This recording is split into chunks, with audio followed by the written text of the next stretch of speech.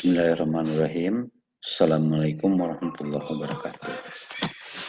Alhamdulillahirabbil alamin. Wa bihi nasta'inu ala umuri dunya waddin. Wassalatu wassalamu ala asyrofil anbiya'i wal mursalin.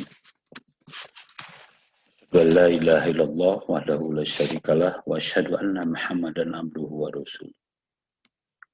Jamaah yang dimuliakan oleh Allah, pada kesempatan yang berbahagia ini, marilah kita bersyukur pada Allah atas banyak kenikmatan yang pernah Allah berikan kepada kita. Sholawat serta salam semoga terlimpah pada junjungan kita Nabi Muhammad Sallallahu Alaihi Wasallam, para sahabatnya, kepada para tabiinnya, juga pada kita yang sampai hari ini mengikuti ajaran beliau. Hari ini saya ingin memberikan ringkasan materi dari ceramah yang kemarin ikuti. Ceramah tentang harta, ya, atau peribadatan yang berkaitan dengan harta. Peribadatan yang berkaitan dengan harta, marilah kita renungkan dengan sebuah ayat di surat As-Sabah. A'udzubillahi minasyaitonirrajim. Bismillahirrahmanirrahim. Kul inna rabbi yabsutu rizqal liman yasha min ibadihi wa yaqdiru lahu.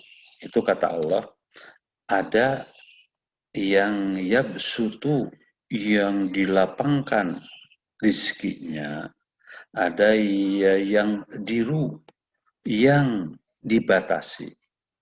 Dalam bahasa kita, ada orang yang hartanya banyak, mudah, ada juga yang kurang. Dua-duanya tujuannya adalah untuk menguji manusia berkaitan dengan harta. Apakah orang yang sangat kaya itu nantinya tetap beribadah pada Allah, ataukah yang kaya itu menjadi tidak beribadah? Begitu juga yang miskin. Harta bisa kita bagi menjadi dua. Yang pertama adalah harta fisik. Harta fisik segala sesuatu yang berkaitan dengan fisik. Bisa rumah, tanah, uang, dan segala macamnya. Harta non fisik bagi orang muslim keimanan. Itu harta yang luar biasa. Kesehatan, kekuatan. Keimanan mendorong orang untuk beribadah. Kesehatan membuat orang memiliki sesuatu yang kuat dan segala macamnya. Itu harta. Jadi yang namanya harta itu tidak selamanya fisik. Bisa saja dia harta fisiknya banyak, tapi harta non fisiknya rendah.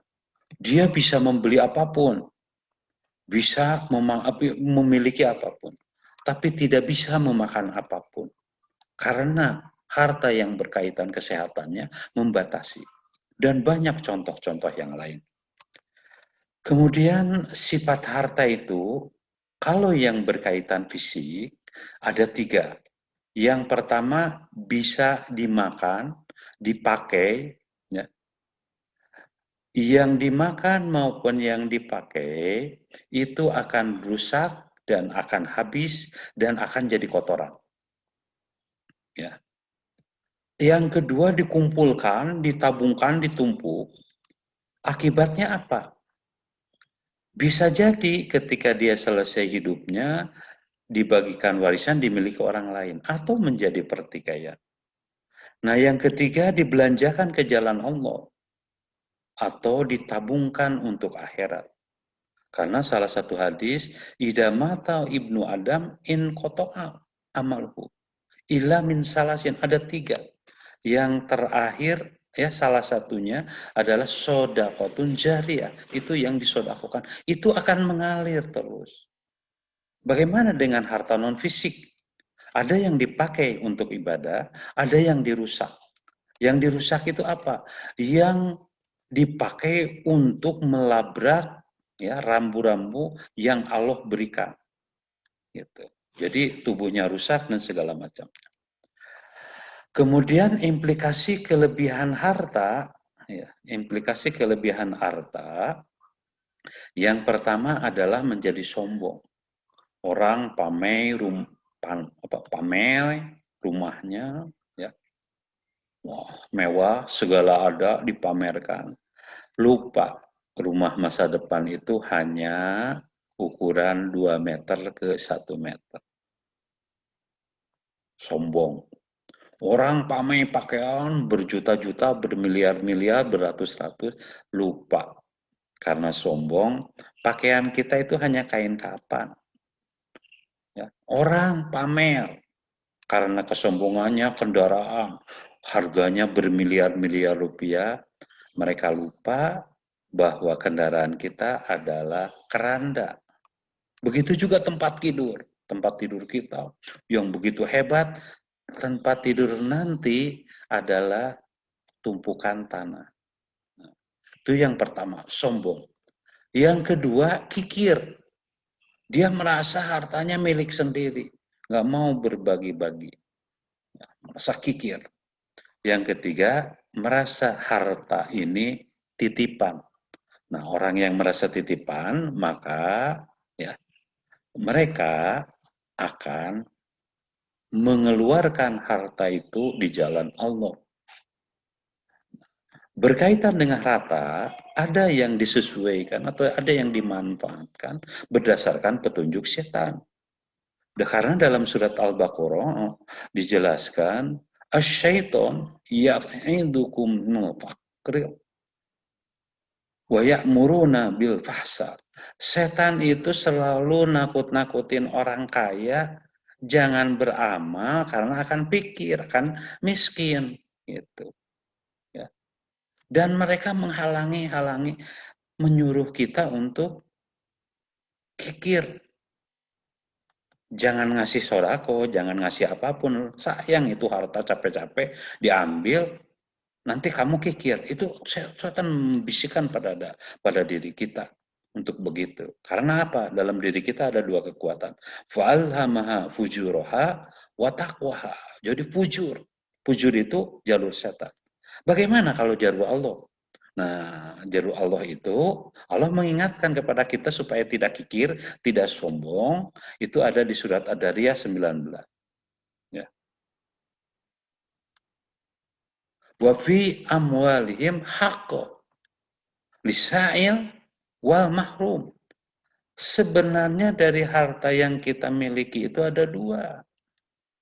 Hak orang miskin, yang meminta maupun yang enggak. Jadi jangan karena tidak meminta kita tidak keluarkan. Nah ini adalah untuk berbagi. Karena harta yang kita miliki itu adalah titipan. Silahkan keluarkan. Bagaimana kalau tidak dikeluarkan? Itu akan keluar dengan sendirinya. Punya harta banyak tapi nggak bisa memanfaatkannya. Itu. Nanti pengeluarannya ada banyak bentuk. Ada yang menggunakan aturan, namanya zakat. Orang yang berzakat bukan orang dermawan, dia mengeluarkan hak orang lain. Gitu. Ada yang infak dan ada yang namanya sedekah. Nanti juga ada wakaf.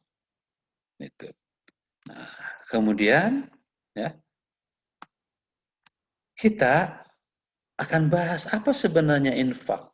Nah, infak itu berasal dari kata nafkah yang artinya keluar. Jadi infak itu bisa diartikan mengeluarkan sesuatu harta untuk kepentingan yang baik maupun kepentingan yang buruk. Jadi keluarkan baik-baik maupun buruk.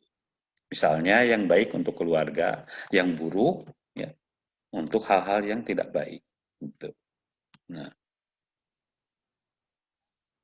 bagaimana kita mesti menawarkan? Sebab harta itu tidak akan terasa baik. Kata surat Al-Imran ayat 9 dulu, lantana lubiru hatta yungfiku mimma yuhibbu. Kamu tidak akan memperoleh kebajikan sebelum kamu menginfakkan apa yang dicintai. Itu. Wa ma yungfiku min syai'in fanallaha bihi alim. Dan apapun yang diinfakkan, ya, sesungguhnya Allah itu maha mengetahui. Di ayat yang tadi jelaskan kalau menginfakkan akan melipat gandakan harta kita.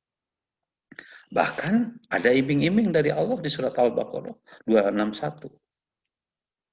Masalul ladina yunfikuna amwaluhum fi sabilillah kamasali habbah amba'ata sab'a sanat ya fi kulli sundulatun fi kulli sundulatun ma'ahu habbah. Kata Allah, perumpamaan orang yang menginfakkan hartanya di jalan Allah seperti sebutir kurma atau sebiji yang dia keluar 7 tangkai dan tiap tangkainya ada 100 biji.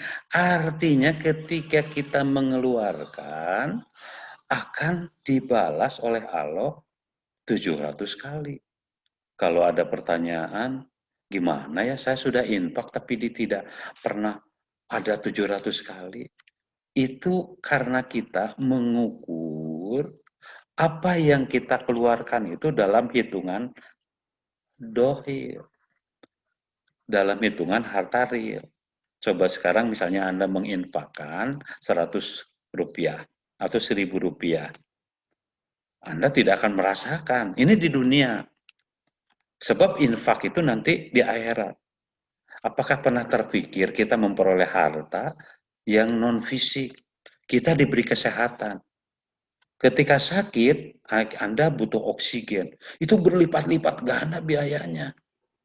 Hanya untuk membeli kita dioperasi, membeli pel supaya kita bisa kentut saja, ya, itu puluhan ribu, bahkan ratusan ribu, bahkan jutaan. Kita menginfakkan, diberi bantuannya seperti itu. Apalagi kalau di akhirat, infak itu tabungan akhirat. Dan harus ingat sebuah hadis yang bunyinya, ya, di dunia ini tempat beramal. Nah, dan balasannya itu di akhirat. Nah, itu tabungan yang akan kita bawa nanti berkaitan dengan harta. Yang kedua, ada yang namanya sodako. Sodako itu berasal dari kata sadaka, yang terdiri dari 3 huruf sod, dal, dan kaf. Ya. Artinya apa? Jujur. Bukti kejujuran.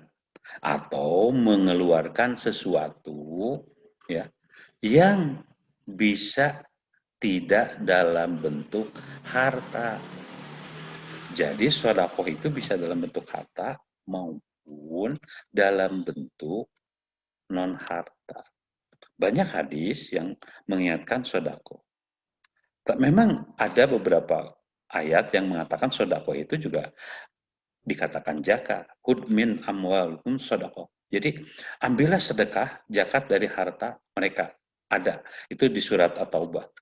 Tapi pada prinsipnya gini, ketika orang punya harta, dia bisa berinfak dengan harta itu. Nah, bagaimana dengan orang-orang yang tidak memiliki harta? Bisa bersodako. Maka sodako itu sederhana sekali. Ada hadis, tabassumuka wajhi fi ahi laka sodako. Tersenyum saja itu sodako. Gitu. Ya. Melarang menyuruh kebaikan, sodako. Membantu orang lain, sodako. Ya. Menghilangkan duri, sodako.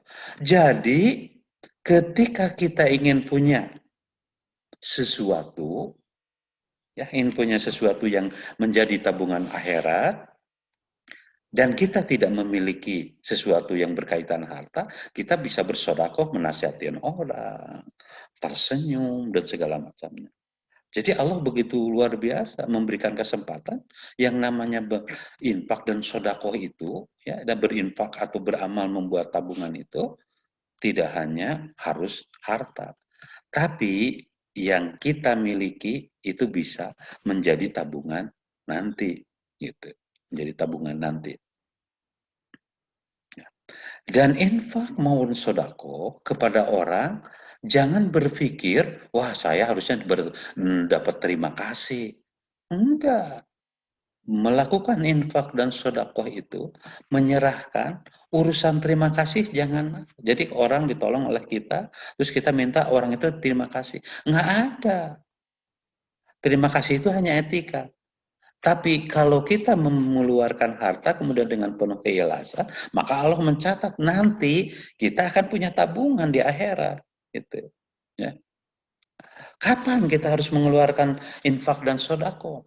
Di Ali Imran jelas, alladzina yunfikuna bisarra wadoro, dalam kondisi lapang maupun dalam kondisi tidak gitu.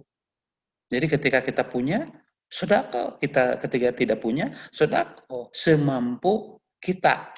Semampu kita. Karena kata Allah, la yukallifullahu nafsan illa usaha. Gitu. Ke siapa kita sebenarnya melakukan infak maupun sedekah? Ya ke semua orang.